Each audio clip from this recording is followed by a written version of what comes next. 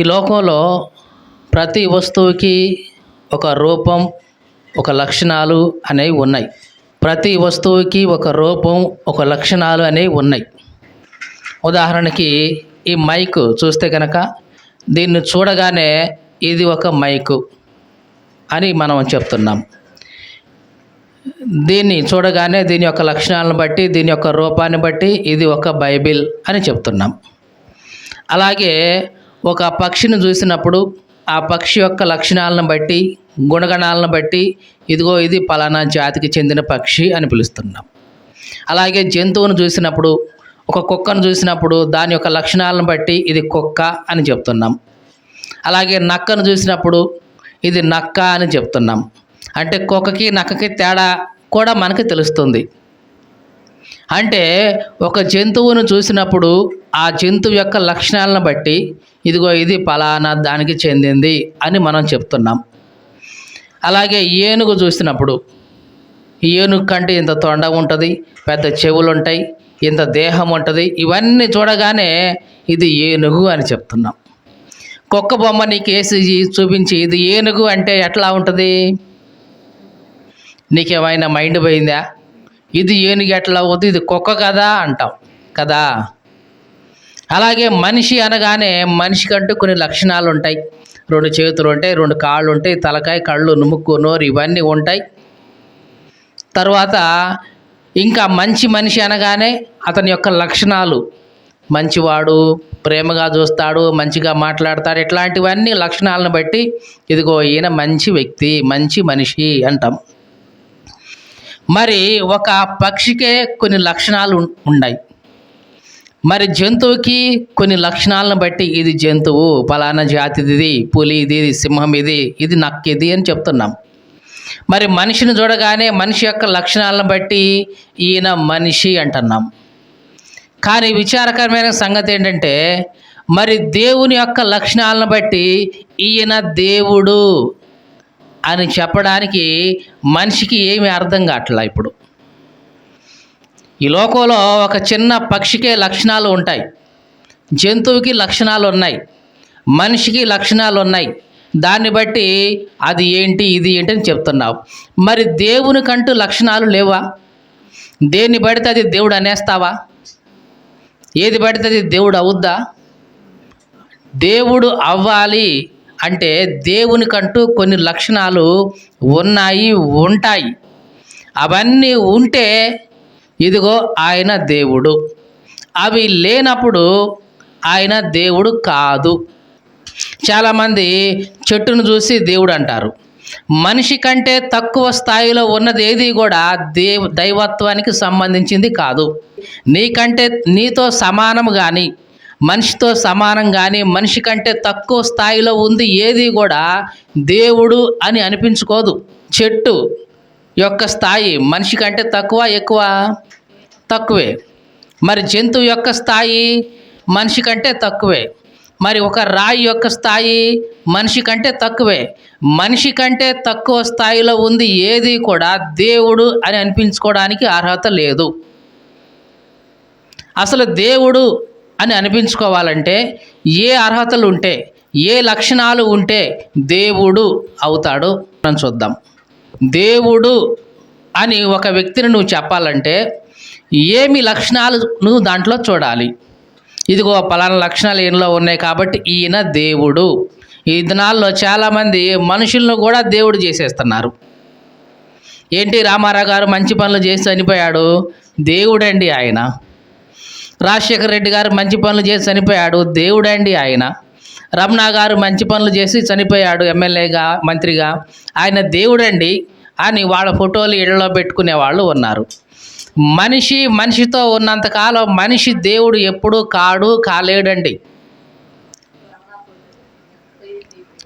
అది ఇంపాసిబుల్. ఒక మనిషి దేవుణ్ణి చేస్తున్నామంటే అది మనిషి యొక్క అజ్ఞానమే తప్ప ఏమీ కాదు.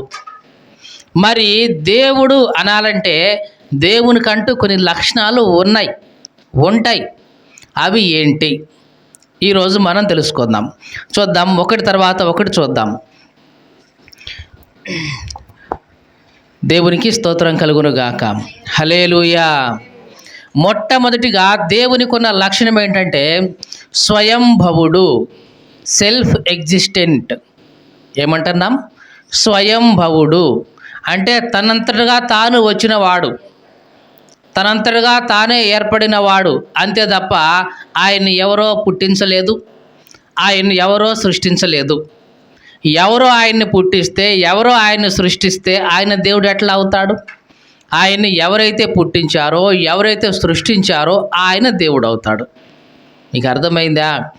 దేవుడు అని చెప్పబడాలంటే he must be self existent, స్వయంభవుడుగా ఉండాలి.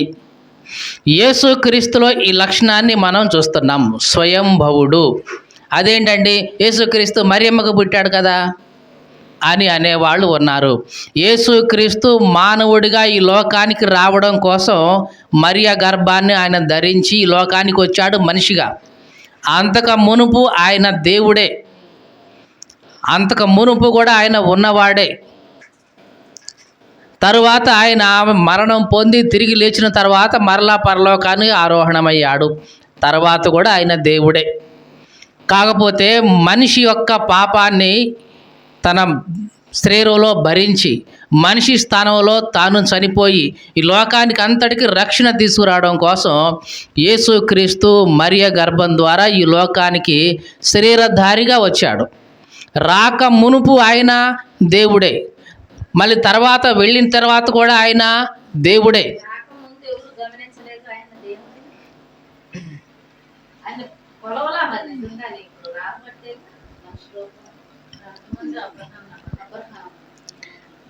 యేసుక్రీస్తు ఈ భూలోకానికి రాకముందు కూడా పాత నిబంధన అంతట్లో ఆయన కనిపిస్తానే ఉన్నాడు. కాకపోతే మనం దానికి అర్థం చేసుకోలేకపోతున్నాం.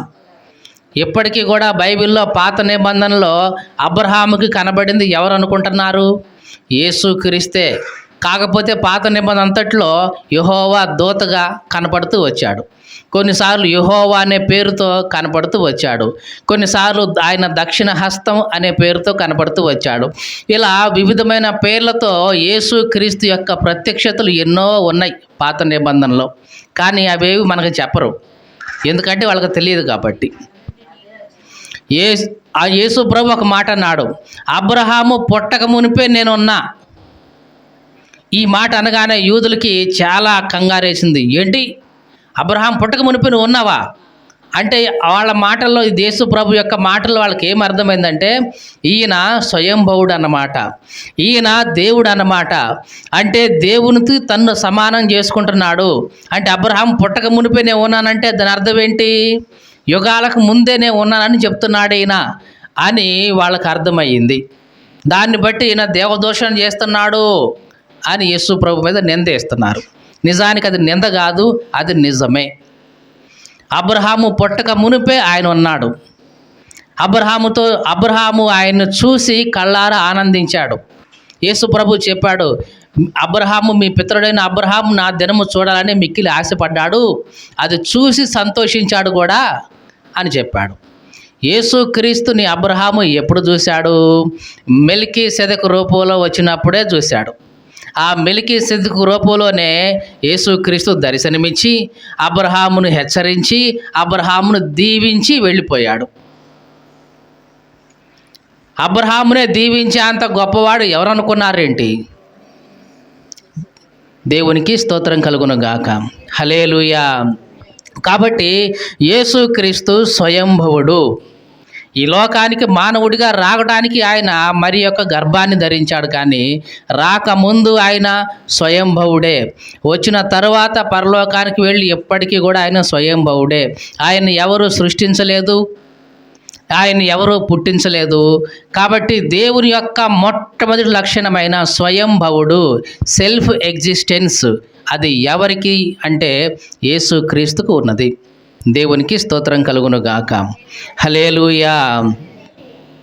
ఒకసారి చూద్దాం, యోహాను సువార్త 5వ అధ్యాయం 26వ వచనం. తండ్రి ఏలాగు తనంతట తానే జీవం గలవాడై ఉన్నాడో అలాగే కుమారుడు కూడా తనంతట తానే జీవము గలవాడై ఉన్నాడు.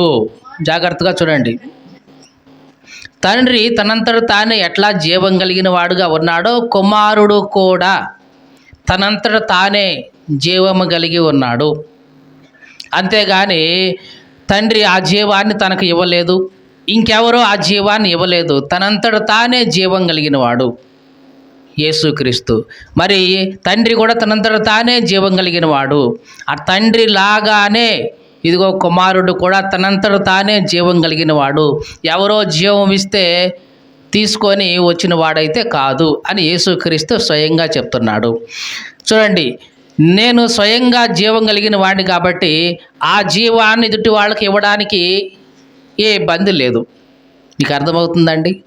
నేను స్వయంగా జీవాన్ని కలిగి ఉంటే నాకున్న జీవం ఇదిగో మీకు ఇస్తున్నా అని ఇవ్వచ్చు. అదే నేను కలిగి ఉన్న జీవం ఎవరో ఇచ్చిందనుకో, అప్పుడు నీకు ఇవ్వడానికి నేనేం చేయాలి? వాళ్ళ పర్మిషన్ అడగాలి. ఇవ్వచ్చా మరి? ఇవ్వమంటావా మరి? ఇట్లాగా యేసుక్రీస్తు మనకు నిత్య జీవాన్ని ఇవ్వడం కోసం ఎవరి పర్మిషనో తీసుకోవట్లా. తీసుకుంటున్నాడా? నా దగ్గరికి ఎవరైతే వస్తారో నేను వారికి నిత్య జీవాన్ని ఇస్తాను అంటున్నాడు తప్ప నిత్య జీవాన్ని ఇప్పిస్తాను అనట్లేదు. మీకు అర్థమైందండి? కుమారుడు తనంతట తానే జీవం కలిగిన వాడు కాబట్టి ఆయన దగ్గరికి వచ్చే వారికి నిత్య జీవాన్ని ఇవ్వడానికి ఆయనకు స్వతంత్రం ఉంది. కాబట్టి యేసుక్రీస్తు స్వయంభవుడు, తనంతట తానే జీవం కలిగిన వాడు, ఎవరి నుంచో జీవం తీసుకోలేదు. మరి మనం ఎవరి నుంచి జీవం తీసుకున్నాం? దేవుడి నుంచి మనం జీవం తీసుకొని మనం బ్రతుకుతున్నాం. అవసరమైతే దేవుడు మనకిచ్చిన జీవాన్ని తీసేస్తాడు, మనం చనిపోతాం. కానీ తనంతట తానే జీవం కలిగిన వాడైతే ఇక చనిపోయే అవకాశం లేదు. అందుకని యేసుక్రీస్తు అనాది కాలం నుంచి ఎప్పటి వరకు కూడా ఉన్నాడు. మరి చనిపోయాడు కదండి, శరీరం మాత్రమే ఆయన ధరించాడు, శరీరం వదిలేసిపోయాడు. మిగతా మొత్తం కూడా ఆయన స్వయంభవుడే. దేవునికి స్తోత్రం కలుగును గాక. హల్లెలూయా.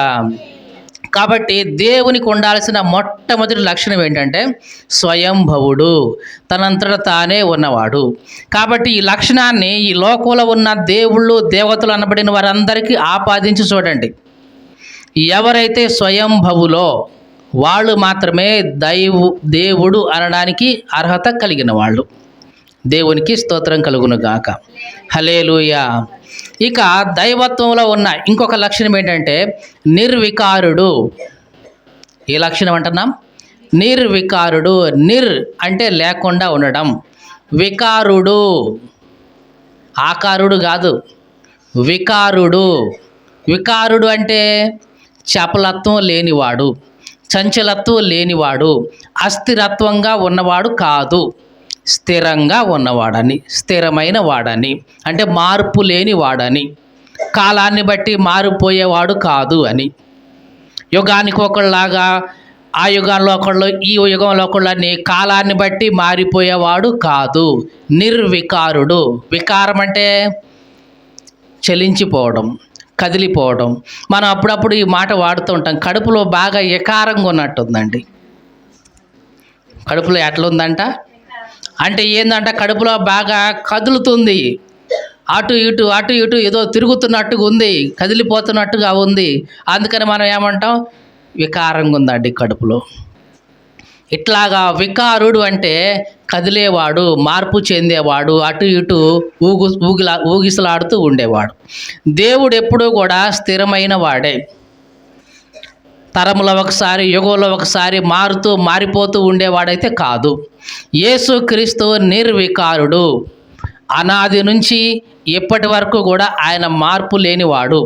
ఇంకా బైబిల్లో మనం ఏం చదువుకుంటామంటే హెబ్రీ పత్రిక 13వ అధ్యాయంలో యేసుక్రీస్తు నిన్న నేడు నిరంతరము ఏకరీతిగా ఉన్నవాడు. చదువుదా ఆ మాట ఒకసారి.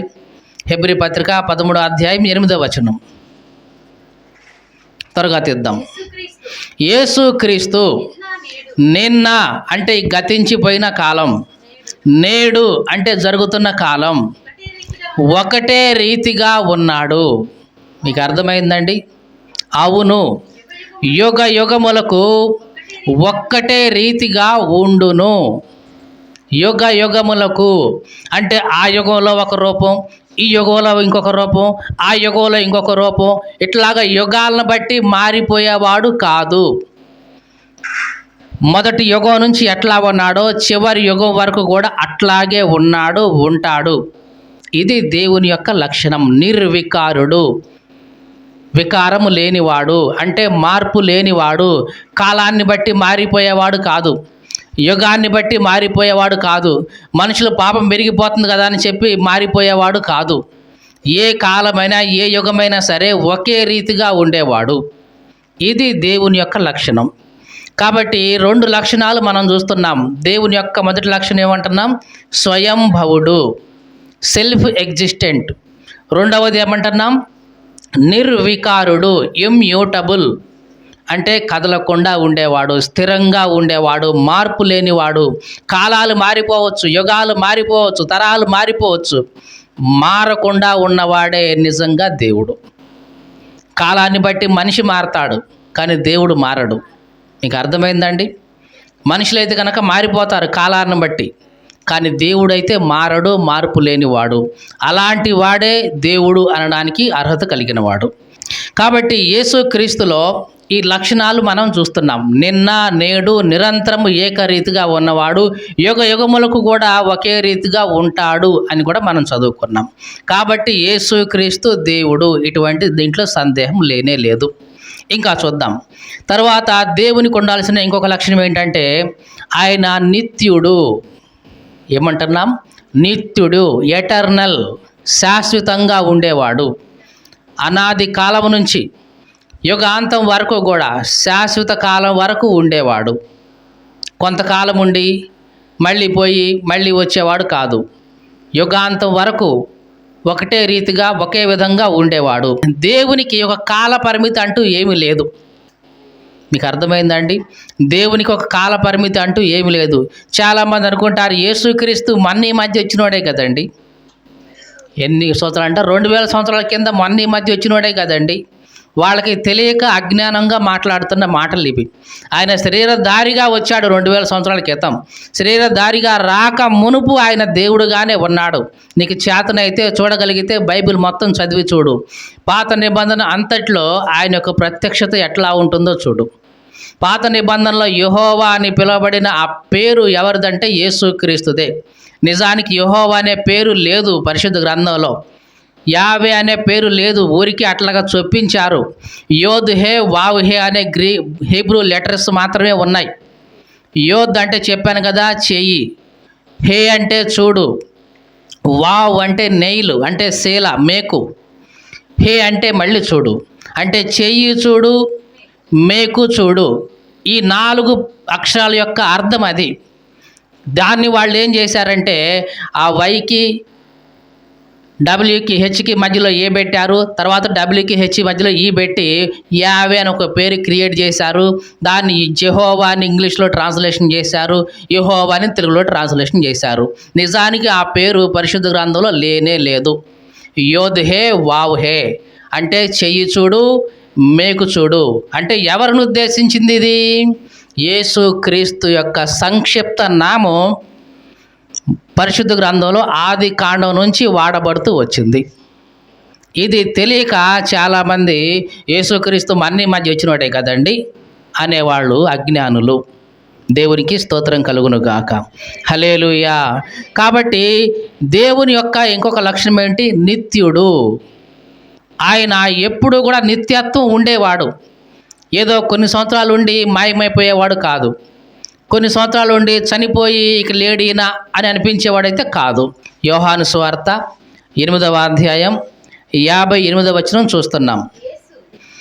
యేసు ప్రభు అంటున్నాడు, అబ్రహాము పుట్టక మునిపే నేను ఉన్నాను అని మీతో నిశ్చయంగా చెప్తున్నా.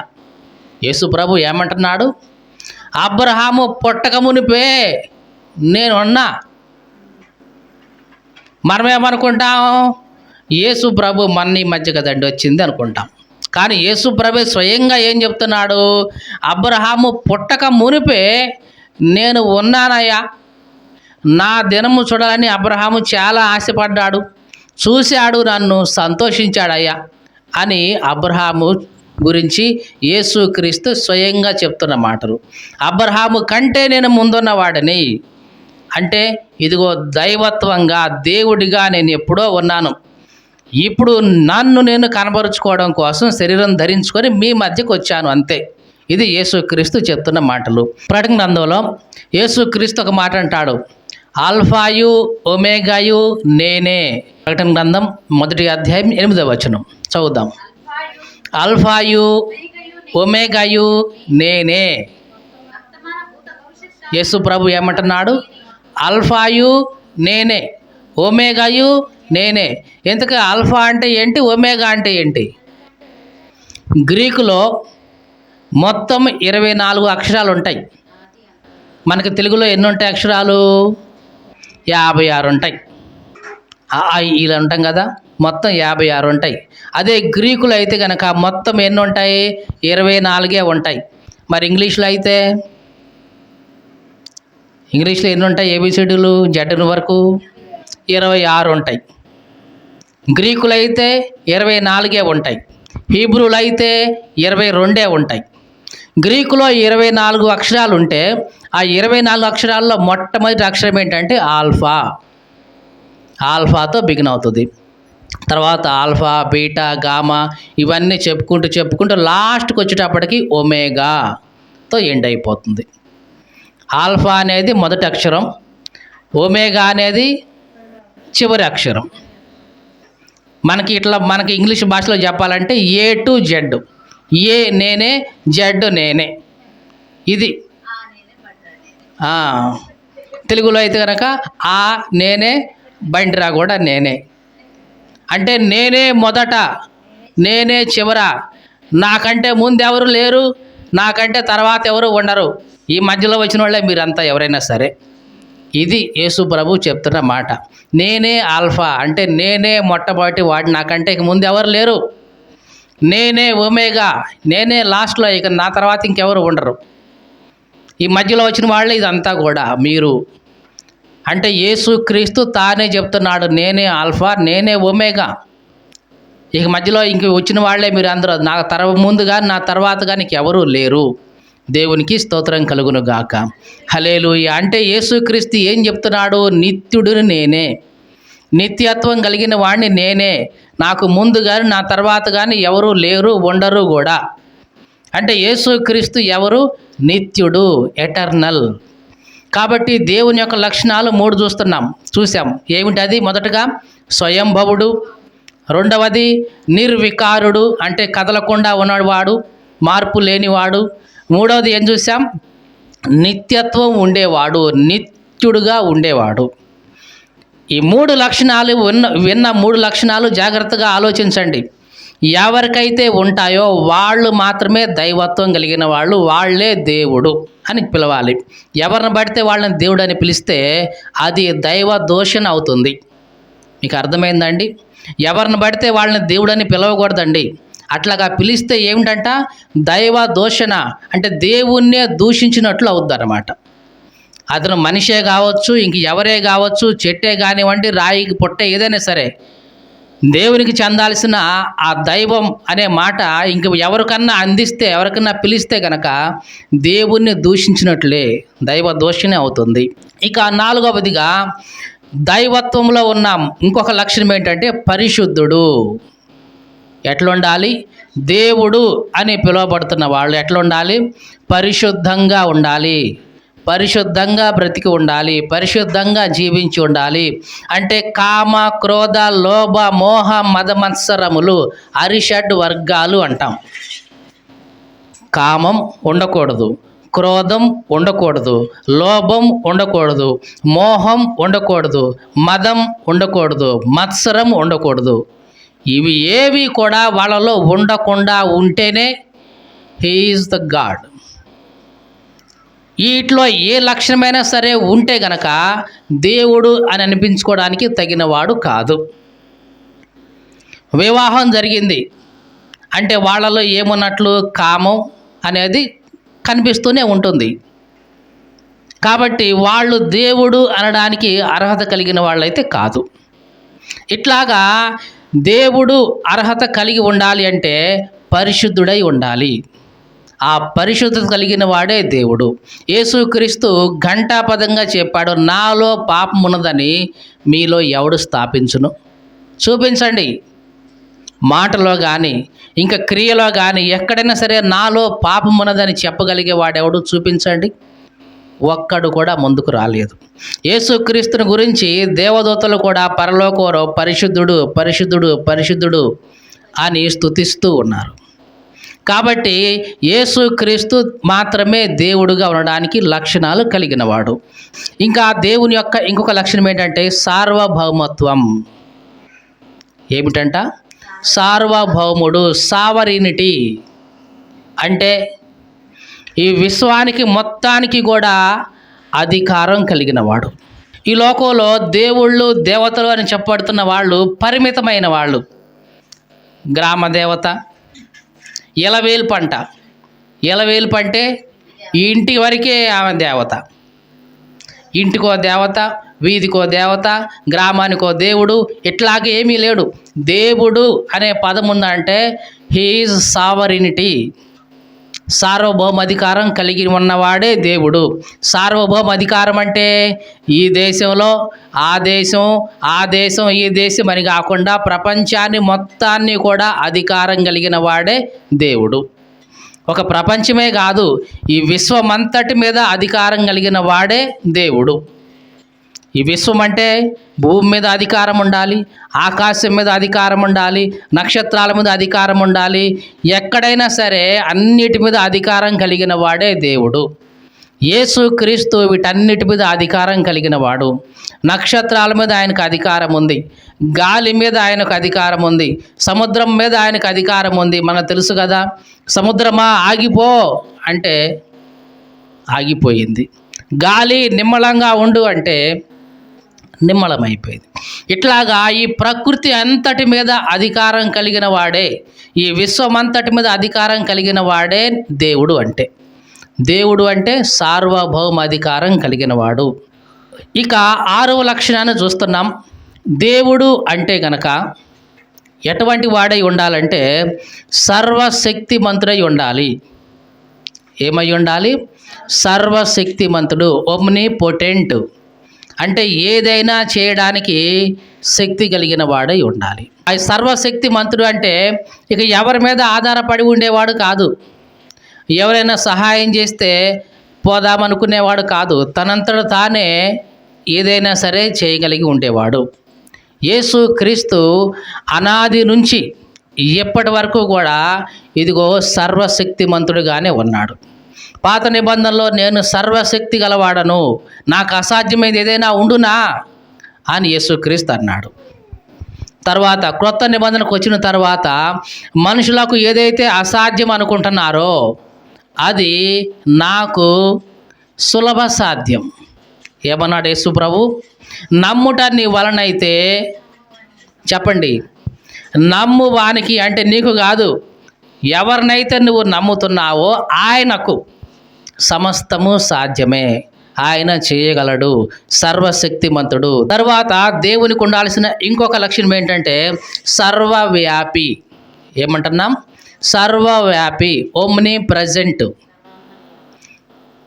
సర్వవ్యాపి అంటున్నాము, సర్వాంతర్యామి కాదు. సర్వాంతర్యామి అంటే ఏంది? అన్నిటిలో ఉన్నవాడు అని అర్థం. అంటే ఈ బుక్లో ఉన్నవాడు, ఈ మైకులో ఉన్నవాడు, ఈ చెక్కలో ఉన్నవాడు, అన్నిట్లో ఉన్నవాడని అర్థం. కానీ దేవుడు అన్నిట్లో ఉండడు, కానీ అన్ని చోట్ల ఉంటాడు, ఇది అర్థం. సర్వవ్యాపి, ఓమ్ని ప్రజెంట్ అంటే ప్రతి చోట ఉంటాడు, ఏ స్థలంలో అయినా ఉంటాడు. అంతేగాని ప్రతి వస్తువులో ఉండడు, చెట్టులో ఉండడు, రాయిలో ఉండడు, ఇంకా చెక్కలో ఉండడు, ఇంకా దేంట్లోనూ ఉండడు. వస్తువులు లోపల ఉండేవాడు కాదు, ప్రతి చోట ఉండేవాడు. చాలామంది హైందవులు దేవుళ్ళ గురించి ఏమంటారంటే సర్వాంతర్యామి అండి. ఏమిటంట? సర్వాంతర్యామి అంటే అన్నిట్లో ఉంటాడండి. అన్నిట్లో ఉంటాడు కాబట్టి రాయిలో ఉన్నాడని నమ్ముతున్నామండి, కాబట్టి పూజిస్తున్నాం. చెట్టులో ఉన్నాడని నమ్ముతున్నామండి, పూజిస్తున్నాం. అగ్నిలో ఉన్నాడని నమ్ముతున్నామండి, పూజ చేస్తున్నాం. గాలిలో ఉండడం నమ్ముతున్నామండి, పూజ చేస్తున్నాం. మట్టిలో ఉండడం నమ్ముతున్నామండి, కాబట్టి భూమి పూజ చేసుకుంటున్నాం. ఆకాశంలో ఉండడం నమ్ముతున్నామండి, కాబట్టి పూజ చేస్తున్నాం. మరి ఎంత నమ్ముతున్న నీవు సాటి మనిషిలో లేడని సాటి మనిషిని ఎందుకు తృణీకరిస్తున్నావు? మీకు అర్థమైందండి ఈ మాట?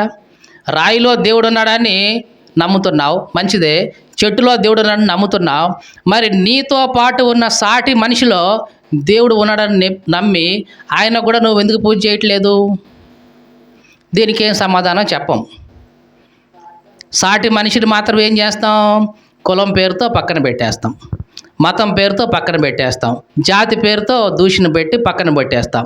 కానీ మనిషి కంటే తక్కువ స్థాయిలో ఉన్న రాయిలో దైవత్వం ఉందని చెప్పి, చాలా మంచి సంస్కృతి అని చెప్పి దాన్ని పూజిస్తున్నాం. చెట్టులో దైవత్వం ఉందని చెప్పి దాన్ని మంచి సంస్కృతి అని చెప్పి పూజిస్తున్నాం. మరి మనిషి కంటే తక్కువ స్థాయిలో ఉన్న వాటిలో దేవుణ్ణి చూసిన నీవు మరి సాటి మనిషిలో దేవుణ్ణి ఎందుకు చూడలేకపోతున్నావు? కాబట్టి ఇది మనల్ని మనం ప్రశ్నించుకోవాల్సిన అవసరం ఎంతైనా ఉంది. కాబట్టి దేవుని యొక్క లక్షణం ఏంటంటే, దేవుడు అన్నిటి లోపల ఉండేవాడు కాదు, అన్ని చోట్ల ఉండేవాడు. సర్వాంతర్యామి కాదు, సర్వవ్యాపి, ఒమ్ని ప్రజెంట్. అన్నిట్లో దేవుడు ఉంటే ప్రతిదీ దేవుడు అయిపోతుంది. కానీ అది అటు కుదరదు. మీకు అర్థమైందండి? అన్నిట్లో దేవుడు ఉండడు, అన్ని చోట్ల దేవుడు ఉంటాడు. ఇది మనం తెలుసుకోవాల్సిన విషయం. అన్నిట్లో దేవుడు ఉన్నట్లయితే ఈ గోడలో ఉన్నట్లే, ఈ సామాన్లో ఉన్నట్లే ఇక అన్నిటిని మనం మొక్కుంటూ పోవాల్సిందే. కాబట్టి మనలను సృష్టించిన వాడే మనకు దేవుడు అవుతాడు తప్ప మనం సృష్టించుకున్నవి మనకెప్పుడూ దేవుడు కావు. ఇది మనం ఆలోచించాలి. మీకు అర్థమవుతుందండి? దేవుడు అంటే మనలను సృష్టించిన శక్తి కలిగిన వాడు. అంతేగాని మనం సృష్టించినవి దేవుడు ఎట్లా అవుతాయి? మనం సృష్టించుకున్నాం, మనం తయారు చేసుకున్నాం, అవి మనకు దేవుడు ఎట్లా అవుతాయి? అది అజ్ఞానం. ఇక చివరిగా దేవుడు అని పిలువబడాలంటే ఆయనకు ఉండాల్సిన లక్షణం ఏంటంటే సర్వజ్ఞాని అయి ఉండాలి. ఏమై ఉండాలి? సర్వజ్ఞాని అంటే అన్ని విషయాలు ఎరిగిన వాడై ఉండాలి. అవసరమైతే నీ హృదయంలో ఏమి ఉందో కూడా తెలుసుకొని ఉన్నవాడై ఉండాలి. యేసుక్రీస్తులో ఇవన్నీ మనం చూస్తాం. నీ హృదయాంతరంగాలను ఎరిగినవాడు ఆయన. మాటని నాలుకకు రాకముందే నీ ఆలోచన ఎరిగినవాడు ఆయన. నీ తలంపుని ఎరిగినవాడు ఆయన. కాబట్టి సర్వజ్ఞాని యేసుక్రీస్తు. ఈ మాటలు వింటున్న ప్రియ సహోదరి సహోదరుడా, మనిషిగా మనం ఏం చేస్తామంటే, నలుగురు నడిచిందే బాట, పలువురు పలికిందే మాట. అంటే నలుగురు ఏ దారి నడిస్తే అదే బాట, 10 మంది ఏది పలికితే అదే పలుకొని అదే నిజమని అనుకుంటాం. కానీ నిజం కాదు. దేవునికంటూ కొన్ని ప్రత్యేకమైన లక్షణాలు ఉన్నాయి. ఈ లక్షణాలు ఉంటే ఇదిగో దేవుడు అని పిలువు నువ్వు. అవి లేకుండా నువ్వు దేవుడు అని పిలిచావా, దైవ దూషణ చేస్తున్నావు. జాగ్రత్త. దేవుని నామాన్ని నువ్వు దూషిస్తున్నట్లే. మీకు అర్థమైందండి? ఎవరిని పడితే వాళ్ళని దేవుడా అనకూడదు. ఎవరిని పడితే వాళ్ళని దేవత నువ్వే మమ్మల్ని సృష్టించావని అనకూడదు. అంటున్నామంటే దేవుణ్ణి దూషణ చేస్తున్నామని. దేవుడు దీన్ని క్షమించడండి. దేవుడు దైవ దూషణ చేసిన వాళ్ళని ఎన్నడూ కూడా క్షమించడు. నాకు రావాల్సిన మహిమ, నాకు రావాల్సిన ఘనత వేరే దానికి ఇస్తున్నావంటే నిన్ను ఏమనాలి అంటాడు దేవుడు. కాబట్టి దేవునికంటూ కొన్ని లక్షణాలు ఉన్నాయి. ఈ లక్షణాలు కలిగిన వాడే దేవుడు. ఈ లక్షణాలు కనుక లేకపోతే, ఈ లక్షణాల్లో ఏ ఒక్కటి తగ్గినా సరే దేవుడు అని పిలువబడటానికి అర్హత లేదు. కాబట్టి మళ్ళొకసారి చూద్దాం. దేవుడు అని పిలువబడాలంటే 8 లక్షణాలు మనం చూసాం. మొట్టమొదటి లక్షణం ఏం చూసాం? స్వయంభవుడు, అంటే తనంతట తానే ఉండేవాడు. రెండవది ఏం చూసాం? నిర్వికారుడు, అంటే చపలత్వం లేనివాడు, మారిపోనివాడు, మార్పు చెందనివాడు. మూడవది ఏం చూసాం? ఎటర్నల్, నిత్యుడు, అంటే ఎల్లప్పుడూ ఉండేవాడు, యుగానికి యుగానికి మారిపోతూ ఉండేవాడు కాదు. ఇంకా పరిశుద్ధుడు, ఎప్పుడూ కూడా పరిశుద్ధంగానే ఉండేవాడు. అరిషడ్ వర్గాల్లో కామ క్రోధ లోభ మోహ మదమత్సర్యాల్లో ఏ ఒక్కటి కూడా లేకుండా ఉన్నవాడే పరిశుద్ధుడు. తర్వాత సార్వభౌముడు, అన్నిటి మీద అధికారం కలిగిన వాడు. కేవలం ఒక దేశం మీద, ఒక ప్రాంతం మీద, ఒక రాష్ట్రం మీద, ఒక ప్రపంచం మీద కాదు, ప్రపంచం అన్నిటి మీద, భూమి ఆకాశాల మీద, ఈ విశ్వమంతటి మీద కూడా అధికారం కలిగిన వాడే దేవుడు. తర్వాత సర్వశక్తిమంతుడు. సర్వశక్తిమంతుడు అంటే అన్నిటి మీద శక్తి కలిగిన వాడు, అన్నిటినీ చేయగలిగిన వాడు, అవసరమైతే ప్రకృతిని పక్కన పెట్టేసి ఏదైనా చేయగలిగిన వాడు. మనం బైబిల్లో చూస్తే యోనా గ్రంథంలో ఒక్క రైతుల్లోనే సొర చెట్టు మలవడం, తీగలేయటం, కాయలు కాయటం, పూయలు పోయటం మొత్తం ఒకే ఒక రైతుల్లో చేయగలిగిన వాడు. That is the God. సర్వశక్తిమంతుడు. అంతేగాని ప్రకృతికి సంబంధం లేదు. ప్రకృతి ఆయన సృష్టించాడు, ప్రకృతి నియమాలు ఆయన పెట్టాడు, అది ఆయన పాటించాల్సిన పనేమీ లేదు. ఆయన చేయాలనుకుంటే ప్రకృతి అతీతంగా ఏదైనా చేయగలిగిన వాడు సర్వశక్తిమంతుడు. తర్వాత సర్వవ్యాపి, సర్వాంతర్యామి కాదు, సర్వవ్యాపి అంటే అన్ని చోట్ల ఉన్నవాడు, అన్ని ప్రదేశాల్లో ఉన్నవాడు. నువ్వు ఎక్కడికైనా వెళ్ళు, అక్కడ ప్రార్థన చేయి, అక్కడ దేవుడు ఉంటాడు. అట్లాగా ప్రతి చోట ఉండేవాడు, ప్రతి దాంట్లో ఉండేవాడు కాదు. ప్రతి దాంట్లో దేవుడు ఉండడు, ఉంటే కనుక అన్ని దేవుళ్ళు అయిపోతాయి. కానీ ప్రతి చోట ఉండేవాడు దేవుడు. తర్వాత సర్వజ్ఞాని, నీ హృదయాన్ని ఎరిగినవాడు, నీ తలంపులను ఎరిగినవాడు, లోకాన్ని ఎరిగినవాడు, భవిష్యత్తుని ఎరిగినవాడు సర్వజ్ఞాని. ఈ లక్షణాలు ఎవరికైతే ఉంటాయో, ఎవరిలో అయితే ఉంటాయో, హీ ఈజ్ ద గాడ్. యేసుక్రీస్తులో ఈ లక్షణాలన్నీ మనం చూస్తున్నాం బైబిల్లో. కాబట్టి యేసుక్రీస్తు దైవ యొక్క లక్షణాలను బట్టి చూస్తే యేసుక్రీస్తు దేవుడు అని మనం స్పష్టంగా తెలుసుకుంటున్నాం. నిజమైన దేవుణ్ణి మనం కలిగి ఉన్నాం. కాబట్టి మనకంటే తక్కువ స్థాయిలో ఉన్నది కానీ, మనతో పాటు సమానమైన మనిషిని కానీ దేవుడు అని ఎప్పుడూ కూడా మనం పిలవకూడదు. అలాగా పిలిస్తే దేవదూషణ అవుతుంది. మనలను మనం సరి చేసుకుందాం.